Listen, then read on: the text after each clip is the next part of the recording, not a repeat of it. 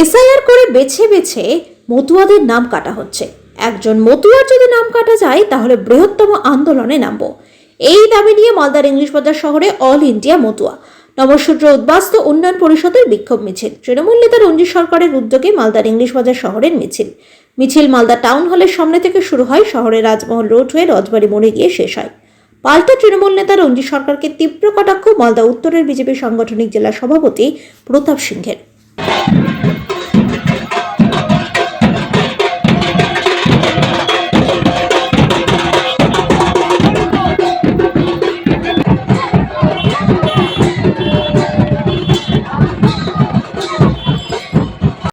আজকে এসআইআর এর মাধ্যমে অনেক মানুষের বৈধ ভোটার তারা আতঙ্কিত, তারা রীতিমতো নাগরিকত্ব হারানোর যে একটা ভয় রয়েছে।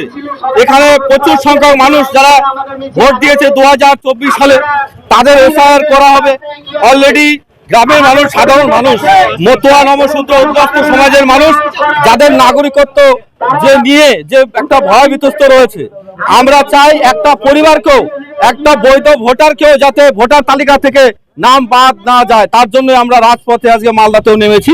বিভিন্ন জেলাতে আমরা নামছি এবং 3 কোটি মতুয়া নবসূত্র উদ্বাস্তু সমাজের মানুষ আজকে এই রাজপথে থাকবে এবং পশ্চিমবঙ্গের বিভিন্ন জেলায় তারা থাকবে। এবং একটা পরিবার, একটা ভোটারকে যদি মানে ভোটার থেকে তালিকা থেকে বাতিল করা হয় তাহলে আমরা আন্দোলন চালিয়ে যাব। মতুয়া সম্প্রদায়ের মানুষকে বিভ্রান্ত করছে তৃণমূল কংগ্রেসের সুপ্রিমো এবং তার বিভিন্ন জায়গায় তার সাঙ্গপাঙ্গ। নেহেরু লিয়াকত আলী যে চুক্তি হয়েছিল উদ্বাস্তু মানুষদের সমস্ত রকম অধিকার দেওয়ার জন্য, কেন সেই সময় সেই অধিকার তারা পূর্ণ করেনি?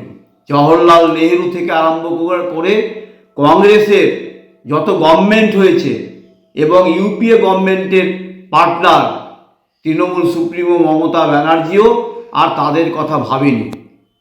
ভারতীয় জনতা পার্টি এবং নরেন্দ্র মোদীজির নেতৃত্বে আমরা যে কমিটমেন্ট করেছিলাম উদ্বাস্তু সম্প্রদায়ের মানুষের জন্য, তা আমরা আর 2019 সালে 55 সালের আইনকে আর সংশোধন করে তাদের প্রকৃত নাগরিক দেওয়ার যে কথা, সেটা কাগজে কলমে আমরা করেছি।